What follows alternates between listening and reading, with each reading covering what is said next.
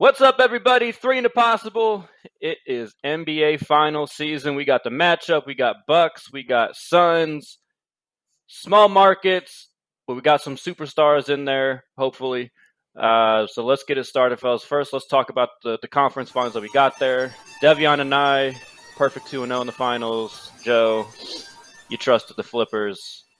I did. Huge mistake. I don't know why you would do that. Huge mistake. Yeah. So, all right, let's talk about the Flippers. What went wrong? We talked after Game 4. Devion went full 100% blame on PG. Joe went 25%. I went 33%. Now that the series is over, Joe, do you want to update that percentage? No, I'm still cool with it. I'm still cool with it. I mean, he didn't really show out in Game 7, but 6. Oh, Game 6, yeah. I was hoping they would. Actually, he did not. Yeah, I was hoping they were going to make it to a Game 7. I know. But, I mean, they just don't have enough offensive. They just didn't have enough offensive power. I mean, Reggie Jackson can't be your second best player. Markieff Morris can't be your leading scorer in Game 6. Like, it's not a good look. I just got to put it on everybody. Because I think if Kawhi was there, it would have been a totally different story. But they really need a point guard. It didn't make sense why Rondo didn't play more. I mean, I know he's not great offensively, but they had way too much ISO ball. And like Devion pointed out in the last episode, PG did what PG does. Take a lot of shots. He wasn't efficient, but he was getting to the free throw line. So, I mean, man, I'll put it up to 30%. I'll give him 5% more of the blame because he didn't have the best Game 6. All right, Devion, I'm assuming you're going to stick with 100%, despite him going for 41 in Game 5 to Game 6. I'm gonna be real. I'm not. See, he's happy now the series is over. He's going to drop it now because he's all happy. He's a hater. He's a hater. Hey, I'm going to give him realistic. I'll probably give him like 35% now. That's 70% drop damn near, man. What? Yeah, man. You know why? I just feel bad for him. I just feel bad for him at this point, bro, because he had that 41-point game. I was like, okay, cool. Last game wasn't anything spectacular. They just looked bad. They just fell apart. He tried his best, but that's why I said, like, he's not shooting efficiently at all and getting to the free throw line. Game 6. See what happened? You know what I'm saying? That's why I was like, but he's trying. He's a smart player, so that's why I was like, he tried. And then between like Patrick Beverly doing something stupid like that, just we're gonna talk. We're gonna talk about that in a second. Yeah, I was like him Pat Bev with I think what was it? I got some injuries, and then I think poor coaching because even if Rondo doesn't have offense, you go in there to have him control. That he's not going to score, but he provides offense. He keeps people organized and gets people easier buckets, even if he's not making. And he's a better 3-point shooter than he used to be. That's what you gotta respect it. These same shots you're trying to create for yourself 1-on-1, he go give you an easier opportunity to get them. So that's why I say like that. That's way more important. I still don't think that they use man like they should have used them either. So it's just. Yeah, like the organization got to get like it's a lot more going on with that organization. It's just like and it's just starting to show on the court. So I think I give him like. But what do you really do when Chris Paul goes off like that though? I mean, he can't do anything. He's supposed to. I mean, no, I'm not hearing that. They're supposed to have 3 all defensive team players. You're telling me not one of them could go get Chris Paul. I mean, I know Kawhi didn't play. Man. We saw how. Devion alluded to it. We see what Chris Paul did to Pat Bev and what the reaction he got out of Pat Bev. Man, PG, go get him. They're good team defenders, though. I don't know how great they are individually anymore. PG may not be that dude anymore to clamp somebody down a whole game. I mean, I'm just saying that I need to hear them talked about differently. I need to hear them talk about themselves differently. I'm gonna drop mine to 25%. The 41-point performance was big. The forced Game 6. And when you, I think they showed the graphic in Game 6. You see how many more minutes this playoff that PG has played than anybody. It was like 150 more minutes than the second highest total. I mean, that's pretty crazy. I mean, we kind of take LeBron for granted, like with his durability and stamina, and just watch him go through playoff run, not get worn down. Like that's not really fair to expect of every star player. So I'll drop him to 25%. I'm going 50% blame to Ty Lue. And I'm so sick of all these pundits talking about the greatest coach in the NBA. Don't be disrespecting my boy. I like Ty Lue, and I think he's good at a lot of things when it comes to coaching. But he didn't put those players in their best position to succeed. Ty Lue, it was crazy. After PG went for 41, it was like, oh, he's the best coach in the NBA. They started that thing again. I'm like, because Paul George just went crazy? That makes him the best coach in the NBA? He basically just did what he did when he had LeBron in Cleveland. He just tried to turn Paul George into LeBron. Yeah. And it's not going to work. No, that's why Paul George is not LeBron. Number 2 option. It's just people.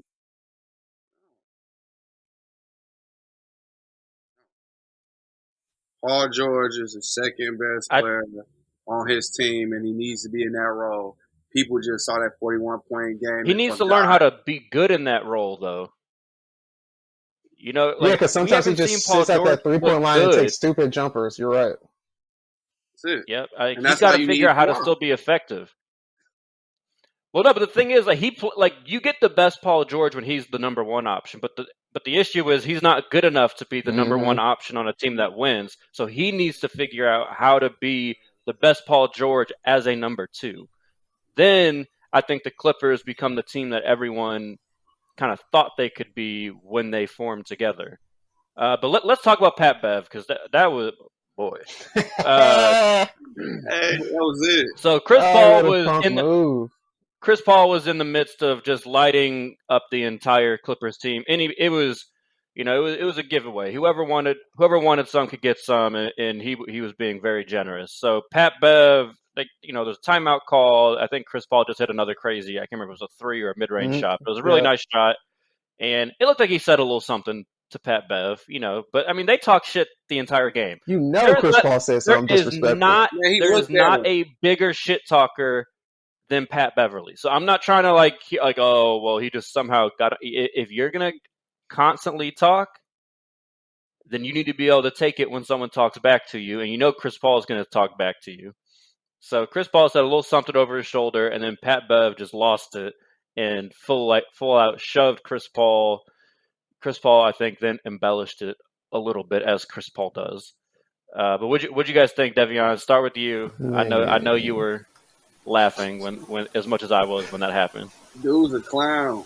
He talked crazy to people all the time, and then now bro gave you 40 and just looked at you and walked past you, and you got mad. You chump. But I mean, let's be real. I think we all know what happened there. He didn't just look at him. I'm pretty Chris confident. Paul said something. Chris Paul said, "Take your ass home" or something like that. Yes, no. He said, I'm pretty sure he said one word. He walked past the bitch, and probably. Well, I don't know that. All I know is he looked at her and he dropped 40 on him, and you can't say nothing to that. But that's what Pat Beverly. But I expect that from him because he probably knew that they will lose the game. He's gonna do that. Oh yeah, game was over at that point. He's gonna bring hype to him, and he goes like, "All right, my season's over. Let's try to give him some talk about the next year. Bring it back up. I get my one game ban. I'm a hot topic. Blah blah." He's a smart guy. He just salty. Man, I would have respected him more if he would have just grabbed Chris Paul, turned him around, and just start throwing hands. Like, come on, man. You're going to push him in the back like that? And then the salty part of the move is he apologized on Twitter. Man, that's fake. You're not going to go to his face? You could call the man. I know you can get Chris Paul number. Apology, bro. Like, shut up. Like, really? Come on, man. That wasn't meant for you. Yeah, the game. And who was it meant for? The moment got the best of me. Man, get the hell out of here. Come on, man. That's soft. That's soft, bro. The bad boy Pistons would have straight grab dude and start throwing hands. They wouldn't have pushed nobody in the back. Like, if you really about that life, then do something. As Shannon Sharp says all the time on Undisputed, the Clippers are just all bark. Exactly. A chihuahua. Pat Bev knew as soon as he pushed him, everyone's gonna get in, and it's not gonna be a real fight. He didn't want a real fight. Everybody didn't get in. You see Frank Kaminsky, if you watch the replay, Frank the boy disappeared quick as hell. Just standing there. This ain't for me. I'm not about that life. It was hilarious. I can appreciate the honesty in it. Like, I need my career. Right. Hey man, I'm lucky to be in the NBA. I'm chilling. Can't believe that dude's still in the league. I'm here. They got this. I know my role. Oh, that's funny. Oh man, yeah, Pat Bev, like, come on, bro. I appreciate him though. It's just take your ass whooping like a man. Move on to the next one. This isn't new for you. You do this everywhere you go. You flame out right about here. That's what you get. This is a good year. Pat Beverly, you're good. You gotta take the good and the bad. That's why it's just so funny to me. I was like, this is just. You know what's crazy though? Is Pat Bev was actually hooping. He was hooping in this. He was the one like keeping the Clippers alive for a while. That's what was crazy. Like, I'd never seen Pat Beverly actually rack people before in a game. And this man took Chris Paul to the rim two straight possessions. I'm like, who is this? And then ended it like that. That's what was just so funny about it. I'm like, dude, he really is. And he wouldn't have done it if it wasn't Chris Paul. If it wasn't somebody his own size, he wouldn't have done it. Oh, guaranteed, no chance. Well, and they brought it up on the telecast. You know, apparently Pat Bev took it pretty personally when the Rockets traded him for Chris Paul. So that there was that kind of backstory. I don't know how that make him more of a bitch. Like what? He's salty. Come on, man. You're NBA people get traded. Like what? Well, I mean, just like in terms of his thing with Chris Paul. Like, oh, you thought he was better than me? Okay, I'm gonna show you. Come on, man. It's not like you got traded for I don't even know what a Dennis Schroeder or something, like someone that's like kind of like similar role. Like we're talking about like an all-time great point guard. Right. Yeah, they traded you for him. Like crazy. Of course they did. That boy, that sounds so. He's sick. Sound like Rachel Nichols. Get the hell out of here. Salty as hell. Hey, Rachel, cool though. I like Rachel. Hey, yeah, she thick, huh? Hey. Nah, she's not cool anymore. Hating on Maria Taylor. Not gonna fly. Not gonna People fly. stay coming from Maria Taylor though too. They went after her when she had her legs out and her shoulders out. People stay coming for her. Yeah. A queen. That means she got need to leave her alone. But all right, let's go to the other conference finals. Hawks, Bucks. That was probably the most anticlimactic conference finals I've seen in a long time. Like, especially when you think about how it started, just fireworks. Trae Young going crazy, Giannis going crazy, Jrue Holiday going crazy. The same question we ask every series. When's Chris Middleton going to show up? Like, it was all fun. Hawks stole game one, and the Bucks got the next two. Then Trae Young got hurt at the end of game three. Was clearly different in that game. Missed the next, 2 games before trying to come back in game 6, and just clearly wasn't the same. But all in all, Joe, start with you. What'd you think? No, you're good. I mean, to me, I know Chris Middleton had a great series, but he's still a front runner in my opinion. He had some good third quarters when they already had the lead. He had a great few games. He really game did. 6 was like really the only one. Exactly. Like, dude, come on, man. They don't have Trae. Yeah, you got to win that game. You're the Bucks. I know you don't have Giannis, but you guys just definitely win that game. You shouldn't be getting blown out in game 6. That was ridiculous. Man. Like they could not step on their throat to like end them. Like they kept letting the Hawks come back, and then Middleton kind of went crazy in the third quarter. But they still even tried to let the Hawks come back. I mean, it's crazy. Devion, it would have been a different series if Trae Young was healthy. It would have been a totally different series. Yeah, especially with the Giannis injury. Yeah, right? Yeah, facts. Because you could tell that ankle bothered him a little bit. So, yeah, if he was healthy, they would have won. I don't think people understand also like how like what a bone bruise is, because like that's technically I think it was a bone bruise on his foot. Like, so my wonderful girlfriend is a nurse, and so I had to ask her. I was like, "Can you explain this to me?" And apparently, the very outer part of the bone actually does like break. Like it's not like a break all the way through the bone, but some part of your bone is actually breaking. So trying to push off on that had to be incredibly painful.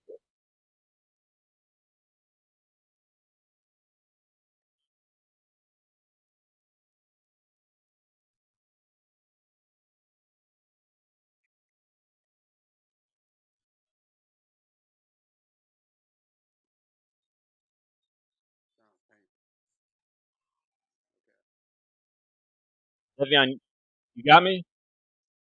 Say it again. Le'Veon, can you hear me? Yeah, now I can hear you. Sure. What's your opinion? All right, so just give me your opinion, Devin. All right, bet. All right, now like whatever. So my opinion on the Hawks and Milwaukee series. Fun at first, and then at the end it was kind of unfortunate. It's like, dang, one, Trae Young goes down. It's like, okay, it's over. And boom, Giannis hyperextends his knee, and I'm like, ooh, that look. And I tore my ACL before. I know that looked bad. So I'm like, man, that look. And they slowed it down too. I was like, bogus. They kept that. But and then Middleton he was Middleton. I was just looking for the other people to see what they would do to step up. I thought they actually would lose it. I thought the Hawks would find somebody to beat them and take it, beat them in 7 games. But I don't know. It was unexciting. It was cool. Little disappointed. I'm definitely disappointed with the Bucks with no Giannis. It's not looking promising for them at all. They just look like they just can't step into their roles unless Jrue Holiday does like what he's been doing since no Giannis. I like this Jrue Holiday. Yeah, he's playing well. Yeah, like this Jrue Holiday, now it might be a problem. And then, Middleton, he'll get 1 or 2 good games depending on how many games y'all go, 6 or 7. If you go 6 or 7, you have like 2 good games. So, overall, I liked it at first, and then at the end, it's just like it's not gonna be exciting in the finals. It's gonna be a boring finals, that is for sure. Yeah. So, I don't know. I think there could be, man. I think it could still be a good finals. Like you got some start. Obviously, it all depends on Giannis. Like if Giannis can't come back in the finals, that's gonna hurt. I personally think we will see Giannis in the finals. I have no inside information to make that statement, but that's just kind of what I think. Knowing Giannis, and I mean, there's no structural damage, so I can't see Giannis being held out after he's fought so hard for so many years to try and get to this moment and have the most winnable Western opponent we've seen in a while. I just don't see him passing this up if he can get out there. But we'll see. I mean, it could have been awesome. Like the Suns, the last time they made it to the finals, they went against Michael Jordan, and then they could have went to the finals this year and go against Giannis. Like that would be and lose. Like that would be so heartbreaking. Like you got to go against Jordan, now you got to go against Giannis. Like your franchise has some bad luck when they make it to the finals. That's for sure. I mean, you're usually going to run into a pretty damn good player in the finals, but that's true. Unless you're Michael Jordan. Yeah, unless you're Michael Jordan, that's fair. Get some cakewalks. Okay, can we put something to bed though? Because I've heard this start to get discussed on national media. The Bucks are not better without Giannis. No, who said that? You know who said that. Yeah, it's crazy. You know who said that. Skip Bayless said that. Oh my god! Of course. Trying to make the case, he thinks that the Bucks might play better without Giannis, and after the first full game without Giannis, I can see how somebody that doesn't really know basketball like Skip Bayless could make that statement because the ball moved really well. And why is it like I've noticed this with different teams? Why do coaches only start coaching when their best player is gone? Like I was shocked. I was like, Budenholzer actually coached. What's going on here? Like, yeah. I'm assuming you guys agree with me. The Bucks are definitely not better. They're significantly worse. Absolutely. Without Giannis. See, people who don't know basketball would say the same thing about the Atlanta Hawks. Yeah, when your best player is not out there and you got a whole bunch of solid players, everybody shares the ball because you don't have no true one-on-one player out there. So you got to share the ball to get open shots. That's all they did. But when you got Giannis out there, Giannis is going to control the ball. He's going to drive the lane, and then he's going to pass it. But when you don't have Giannis there, you got to do a whole bunch of different things to get people open. I mean, it's obvious to me. I don't see how people, just because your best player is gone, people have to step up. And when they do, doesn't mean that they're better. It just means they had a good night. They're professionals. They get paid. Well, and another important caveat, the Hawks did not game plan for a Bucks without Giannis. Like, no. That's the game plan. So then it's like, oh, well, how are they going to – we don't really know what the Bucks look like without Giannis because he always plays. Like, he barely ever misses games. So how do you – you're not going to game plan very well when – oh, yeah, I'm sorry. I didn't see them using Brook Lopez to the tune of, like, 31 points. Sorry I didn't see that. Like, Nate McMillan's not going to, like, see that coming. Like, this isn't Brooklyn Nets Brook Lopez. That's true. Devion, go ahead. So, like, man, I don't know really to say about it. I'm just disappointed about it. It's just not looking good, like, at all. I just think the Suns gonna beat them in like 6 games. So, so we're just jumping all the way to yeah, my bad. Now. Okay, shit. Because that's what it, like, the thought went in my head automatically, like, as this, like, that series progressed. So you think? Yeah. Are you under the impression no Giannis for the whole series? Is that what you're saying? Yeah. No Giannis, Suns are going to win in 5? Yeah, because I don't think because like the way Giannis plays and he hyperextended his knee and he's big. I've torn my ACL before and I've hyperextended my knee before as well. And I know when you're doing those things and you try to rush back in it, and the way he plays, he cuts a lot, he does all that stuff, he might literally mess up his knee. And he's twice your size. Yeah, he's twice my size. He does get a lot of knees. Attention, but still, it's just like, I just don't see them risking that to possibly, or he'll try to do something like James Harden did, come in, try to do it, have a big knee brace, realize like, oh, that's not what I want. He's out in 2-3 minutes.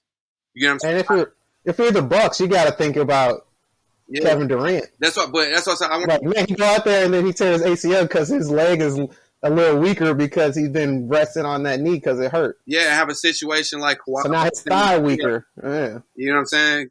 Risk maybe him playing one game. They may or may not win. He tears his ACL. He's pissed. Now you lose him like how San Antonio did Kawhi. Yeah, you know what I'm saying? And then he ends up losing you because he might feel something. I don't see – it just doesn't make sense to play him no matter what, unless he's 100% like good to go, no signs of like, you know, he has full mobility. I don't see him doing that in this short period of time because his leg looked like this. His leg looked like that. Like, he tried, he's just tough and tried to walk it off, but it's just like, you know that hurt, bro. Like, when you sat down, his knees probably this big. No, I don't see him playing. That's why I just see it's like, sucks for the Hawks. I mean, sucks for the Bucks, but good for the Suns, you know? Big Sun. So, I don't know. I just don't see no Giannis. If Giannis does come back, it's going to be a piss poor Giannis that just shows great effort. All right, Joe.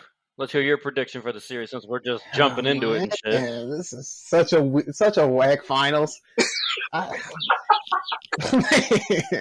gonna pick the Phoenix Suns in 6, just because. I mean, I'm gonna keep saying it. I know technically they're actually not that young of a team. They got a lot of 24-year-olds, but they've never been in the finals. And I know I said usually young teams don't play well in the playoffs, and they proved me wrong. So did the Atlanta Hawks.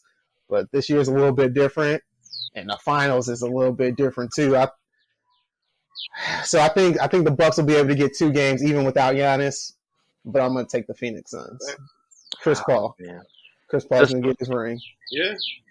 This one is so tough for me. Yeah, it's awful. It's yeah, I know. I'm a little different. I think Giannis plays. I think Giannis honestly is going to play from game 1.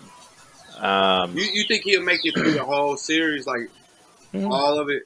And you think like is he going to be? You know what I'm saying? Like how good? I think he'll have some plays where like you'll see him like kind of get that like jolt of like kind of like kind of have to limp and walk it off. But I think is he going to be able to take 2 steps and get to the rim on that knee? Yeah, I don't see anything. I don't see anything like that.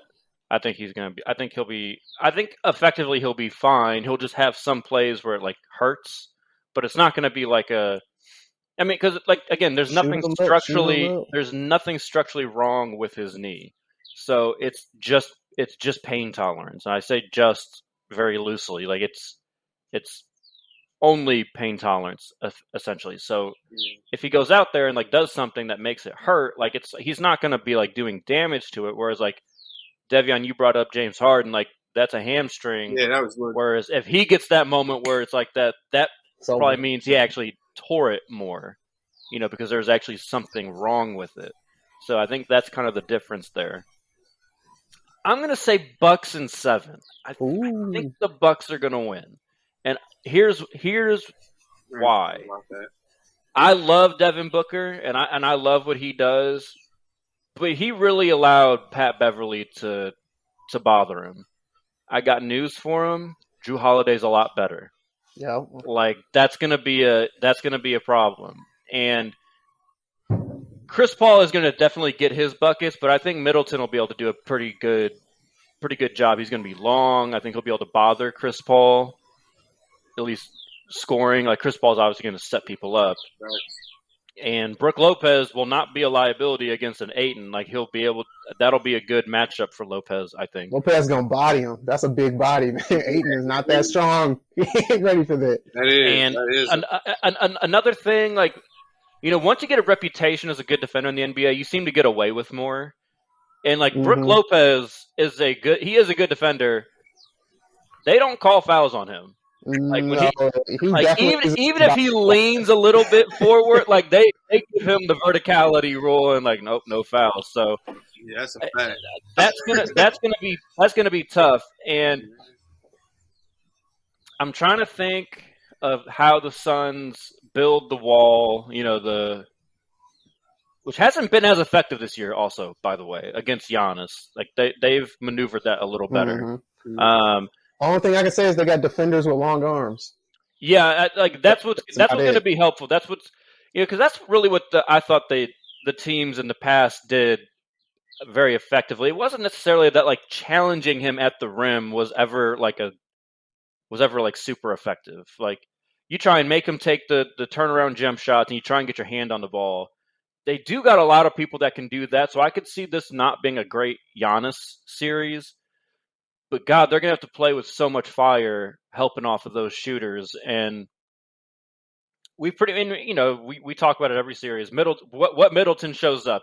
Can I get a good Middleton 4 times? I don't have a ton of confidence in it, but I'm gonna say yes because I think the further they go, the more confidence he's getting in terms of his ability to show up, and he just got to be able to knock down shots. When he's knocking down those jump shots, they're really hard to beat. Mm-hmm. So I'm gonna go Bucks in 7, but God, Mike Budenholzer makes me real nervous. Yeah, I can see that. All right, so let me Coach Budenholzer.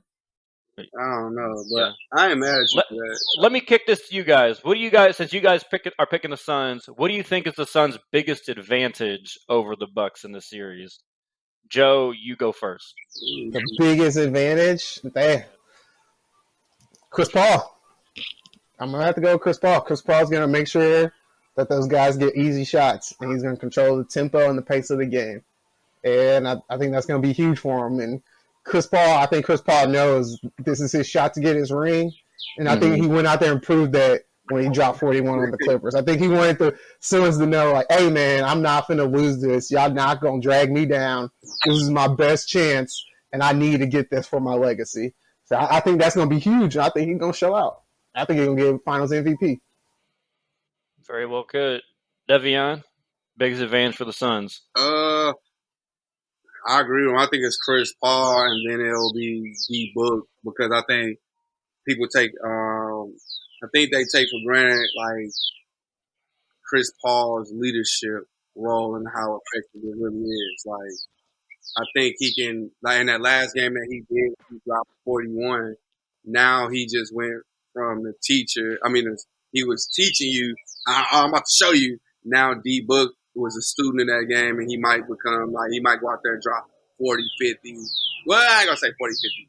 Like, he might drop a 30-point game. 40 depends on how. Look, gotta love St. Louis.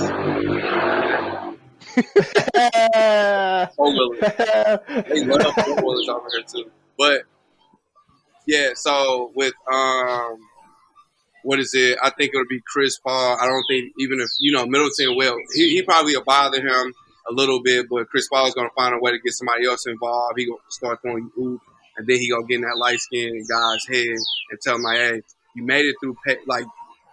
What is it? Drew Holiday is a better player, and I think he is a better defender.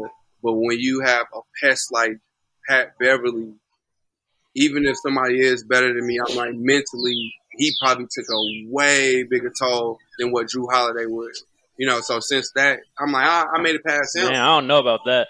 Drew Holiday, the type of player that, like, as soon as he checks, like, you see that he's guarding, you're just like, fuck. But I know that. But I see what exactly.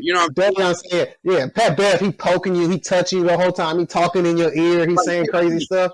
Yeah, Drew Holiday just there. You just know he's there. Like, damn, he's gonna clear me down. But you don't have to deal with all them stupid antics and stuff that throw you off your rhythm in games. Facts. Like, I don't know. Real good. I feel like that can go both ways. But Drew, when you see Drew, you're like, shit, damn, man. But yeah, I get that. Yeah, but because like we get those little irritants that just like to talk.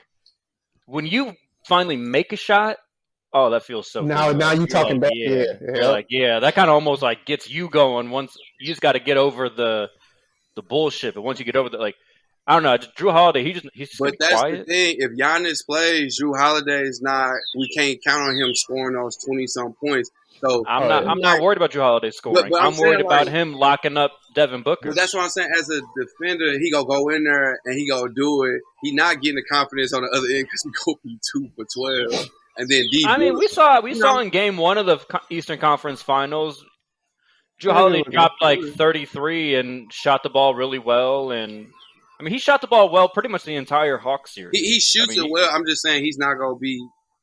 Well, he did. He gave 18, 19 points. Yeah, but that's why as like the third scorer, like that's perfect. You're right, but it just doesn't feel like that. And then Pat Beverly is just like when KG used to guard people. And the stuff that he used to say. Well, no, but KG could actually lock you up. But imagine Drew Holiday doing that, and then he's doing this. I don't have to worry about this no more. Or Dennis Rodman. Dennis Rodman come up, slap you in your ass, throw you off your whole game. But you know what I'm saying? Like, but when you so used to a dude already pushing you, all I got to worry about is a dude pushing me now. I don't got to worry about him doing this. I'm cool. I hoop. I do this every day. Yeah, all right. Here's the other thing, though. Like Pat Bev, like once Booker got past Pat Bev, there was no real shot blocker waiting for him. You got 2 of them if Giannis plays waiting for you on the Bucks. Like you can do all that hard work. I finally got past this dude. All right, here's Brook. Here's Giannis. Like I don't know. I think Book's gonna have a tough series. Like I'm not saying he's not gonna be effective because he's too good not to be effective. But I think we could see like a similar story of like games 2 through 6 against the Clippers where he just you're not going to be able to rely on him being the guy in terms of leading you in scoring. Like they're going to need Chris Paul to really do it, which I think will make a very entertaining series because I would love to see Chris Paul like be the one that drive up. If Budenholzer, do you play Portis more? Because I don't know, can Brook Lopez stick with Ayton? Is Ayton going to be too athletic for Brook Lopez? I've been begging him to play. I know because Brook Lopez more. Portis needs to play more, man. That dude ain't no he. Brook Lopez is solid with his position. I don't think he's going to really put Ayton to the test when he plays him because that's a seasoned dude he can shoot threes, but he also like with 7-1 or whatever it is, and he gonna put you a big body. That's a big body, and like Will said, he can lean on you. That's gonna tire you down. That's going to frustrate you. And if you're not getting the calls you want, Lopez, you ain't getting no calls against him. If the Suns start running the floor and throwing those lobs to Ayton, Yeah, but that's if Brook Lopez can't hang, you may have to do something. But if Giannis I'm just saying, that stop. It's like I said. It's like I said last series. You are playing with fire if you try and get in an up and down game with Giannis on the floor. Yeah, if Giannis is playing, it's a whole different story. That's facts. But that's what I'm saying. Also, I don't think like that D book that we got with the Clippers was a little watered down too, because like I just can't get like having a broken nose. I mean, that's hard to play through. Like I'm not. That's Devin Booker, bro. That's just Devin Booker. He's gonna drop 40, and then you won't see it for 2-3 weeks. I got my rest for my hand and all this other stuff like this, and like a game or two, like this. Trey comes back, bruised. You think, oh, I'm gonna score 30. It affects him. Like they need like 2 games. Yeah, his timing of the game was off because Trey had some open shots and he just passed them up because he wasn't in rhythm. So now, like that's what I'm saying. Like if his nose still bothering him, and they're gonna have a physical game like Jrue Holiday. Now we talking like, he might beat Chris Paul, but if that nose not bothering him, they just playing basketball. That's a different ball game when he's really D-booked. Like it's you know what I'm saying? I want to talk about that because Devion. If you come up with a screen, I'm saying you have to put your shoulder in there a little bit. If it's him and they get a physical game, they can take him out with that, like, and they physical like that. That's a good point. It's you know what I'm saying? So that's why I was like, that does scare me. Where I can see like in 7 games, it might depends on how they let them play them. Because even if Milwaukee, if they not hitting shots, they got enough playmakers and their defense is lethal enough to stop them. They only got to stop. The thing with Milwaukee really just is like 1 or 2 players. Will Milwaukee be smart enough if they're not making shots to go to the rim? Yeah. They've shown they've shown that they will just keep throwing up threes and keep missing. Did you watch last night's first half? Yeah, exactly. It's the Hawks. It's hard shooting threes for no reason. Like you guys should be beating them by 20 in the first half. Like the way I see it, if with Giannis, the Bucks should be the easy pick. If we all knew Giannis was playing, they should be the easy pick. Got mad love for CP and Booker, but like those 3 that they have plus all the complementary players, like they should be. But it's Budenholzer.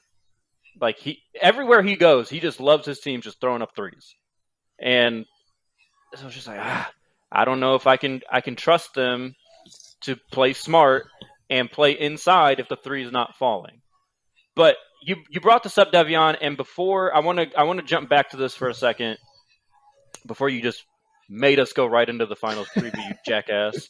The Hawks. I think we should spend some time talking about the Hawks because I think the Hawks showed a lot in this series, and I personally think that they have a lot to be excited for in the future. So I want to hear what you guys think in terms of what do you guys expect from the Hawks in the next 2 to 3 years? Like, do you guys see them as contenders in the East every year now, or was this still to you more of kind of a one-off thing, crazy injuries, COVID season, and don't know that they're quite going to be there yet?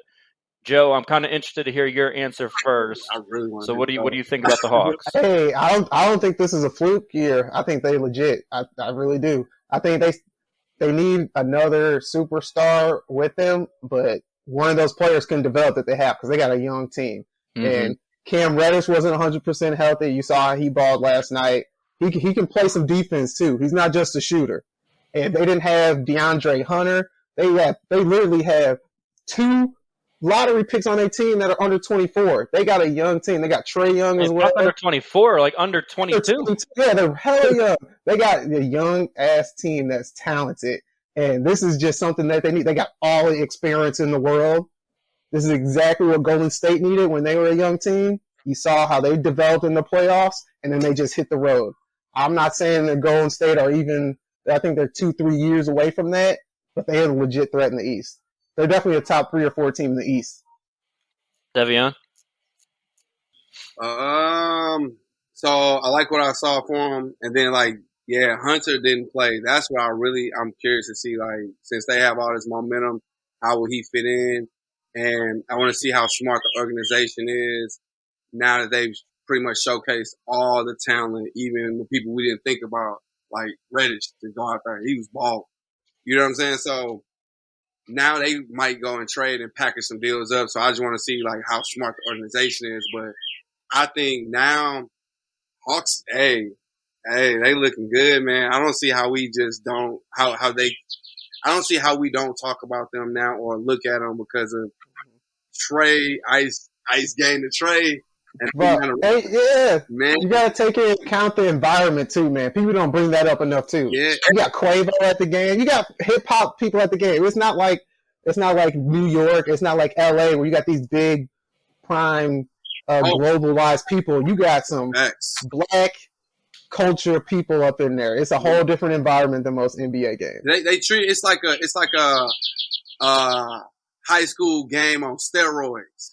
Yeah, you know what I'm saying. You know how when you playing on Rucker Park almost. All they need to do is a megaphone, man. That's all they need. Atlanta, I don't know when the last time y'all been in Atlanta, but Atlanta is, man, it feels like New York and Cali and stuff like that. So now when they created that energy and it lived up to the hype, man, bro, I don't know. I think it's a lot more for them to show us, but we'll see it next year and over the next 3 years.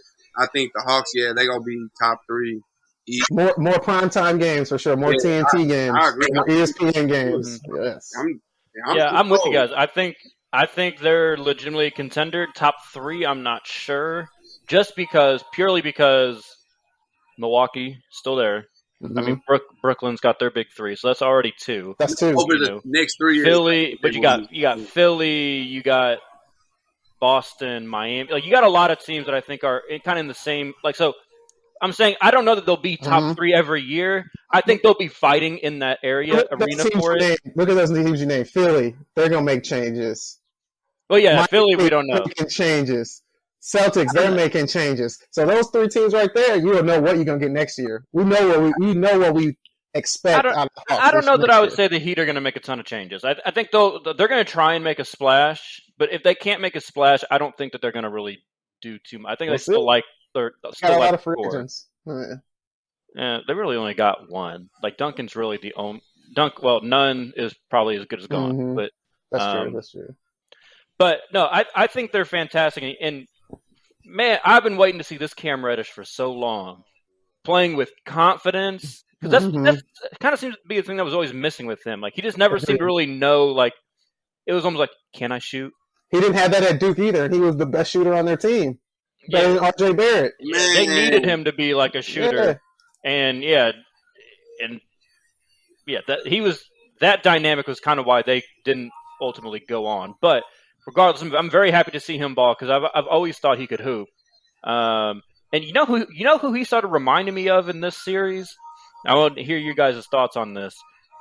He reminded me of a young Indiana Pacers Paul George. Like Reddish? Yeah, Cam Reddish. Like, more of a defender, hit some big shots. I'm talking about like when Danny Granger was like still the guy. I get what you're saying. With Indy. Yeah, like when he first what I'm saying? Yeah, like, I was like, okay, this guy, you're like, okay, he's good. How good is he going to be? We'll see if Cam Reddish can develop into the type of player that Paul George was. He's got all the tools. I mean, that jump shot is perfect. He's like you said, Joe. He's a really good defender. He was bothering Chris Middleton, and you saw like as soon as Reddish would go out the game, that was like automatic heat check for Middleton. Like he just started dropping buckets all over him. So, and I think he developed that confidence in that game too. You could see in his face. He was getting off on his team. He was cussing the team out for real. They slowed it down after he made a shot. He was like, come on, let's go. He might fucking do this, son. Right? Come on. Yeah. He might get traded just because somebody saw that. And I'll take a risk on him. I really would take a risk on him because I didn't think about that Paul George thing. And I didn't think about Danny. That is, I think. If you're the Hawks, though, would you do it if you can get a pretty good piece? Would you do it? I didn't think about that. You get another star player? I mean, maybe. Maybe the piece you need to get to the chip. If I'm the Hawks, honestly, I think I would think about it a little differently, though. I think I would think about like moving like a Gallinari, like some of those other kind of big contract guys that always seem to be like valuable around trade deadlines. Package a bunch of them up for like another good player, and then try and make a core of like Trae Young, Cam Reddish, and someone else you can go get. I think that would be a pretty dangerous core for them because when you've got a Trae Young, like we all love Trae Young and we saw what he did, you need a guy that can lock up. You need a guy that can lock up to cover up for what Trae Young can't do. So I think they would complement each other really well. I would try and hold them together if I were them. But that's just me. I would try to if I could for sure, and then I don't think you're gonna have a hard time attracting people to want to play in Atlanta. No, they need another big man though, because man, so sometimes with them rebounds, it just gets annoying. Like they're a good offensive rebounding team, but defensive rebounds. They just need a bench. They just need a guy off the bench. I think like Capella and Collins. I think are good as a. But man, whenever but Capella could give you 20 and 10, 20 and 20. But you can't have him sitting there getting all the rebounds all night long and wearing them out. He doesn't do that every night. That's the thing about him. I'm blanking on his name. It was like Ngakwe, I think. Their backup center. He was awful. He was so bad. That's all I'm talking about rebounding the basketball. He can't rebound. Terrible. Yeah. He's awesome. He's like 6'9", 6'10". Bobby Portis come in there and just snatch on him. I'm like, that's what I'm saying. Yeah, they needed somebody. They need a 7-footer. Just go get a vet that just like he knows what he's in there to do. Rebound, play defense. They need JaVale McGee type of player. For real. Somebody. No lie, they need a Lopez type player. And you put Lopez. Could even be Robin Lopez. hey, that's bro. Lopez is better than I thought they would ever be. I'm just saying. They're not bad. They've made a nice NBA career for themselves. I mean, yeah, they're good players. Son, I'm still but they cool. Still pissed the Lakers got rid of him. I gotta just throw that out there. I'm still mad about that. Oh, I'm mad. You'll be all right. You'll be all right. He didn't have a good year with y'all anyways. He needed to get to Milwaukee to unlock this new stage of his career. I give that. But all right, so let's one last little quick recap for the finals. Joe, you got Suns in 6. Suns in 6. Okay, you said CP is going to be the difference. CP is going to get Finals MVP. He's going to be the biggest advantage for them. Devion, you said Suns in 6. So Suns in 6. I'll put it. All right. Suns in 6 with Giannis not playing majority of the game. If Giannis plays majority of the games, I think Bucks win in 7. If Giannis plays, I'm taking Suns in 7. Bro, like, bro, I'm only picking them because Giannis not. I don't think Giannis gonna play, and I think Chris Paul know if he get the game 7, he over with. So that's why I'm saying they gotta win in 6. So I don't know. All right, good. All right, so y'all taking. Joe's got Suns in 6 without Giannis, Suns in 7 with Giannis. Devion, you got Suns in 6 without Giannis, Bucks in 7 with Giannis. I'm going Bucks in 7, and I'm just assuming Giannis is going to play. Yeah, I think they still probably win in 7. Without Giannis, I think the Suns would probably take it. I think without Giannis, I think the Suns would probably take it in 6 or 7. All right, let's be real. NBA Finals. You watching it on time? You watching it at all? You watching the first half? You watching the second half? Oh, I'm locked in. I'm watching it. I'm not going. I like watching these two teams play, so I'm locked in. Game 1. You don't want to see what happens. We'll see what happens. And a young dude out, bro. If game 1 is like 86 to 82, I'm out. I'm out. No, I'll probably give it 2 games. I'll give it 2 games. Because it's gonna be a snooze fest, possibly. Well, that's how most people go look at it, because they exactly go play. You're doing nothing to help, Joe. I'm just saying, come on, man. Nobody gives a damn about Phoenix or Milwaukee. Like, come on. D-Book and Chris Paul. We could be part of the change, Joe. We could give more credence to actual hoopers. I'm not talking about the NBA fan. I'm talking about the everyday person that just watch the finals. They could be like, Milwaukee and Phoenix. I ain't watching that. You're disappointing me, Joe. Let's be real. Yeah. Disappointing me. I feel you. Did you watch the March Madness finals? I watched the women's. Exactly. You didn't watch Gonzaga versus Baylor, though, did you? That's my whole point. I did watch the final. I watched both. I missed part of the men's, but I did watch the second half. Because women's was better. I saw the crazy shots and stuff. Yeah. That's a fact. But All right, y'all. It's been fun. We made our finals predictions. 3 into possible signing off. Happy Independence Day, Will. Same y'all. Me and Devion, we already had ours. Juneteenth, baby. All right, y'all.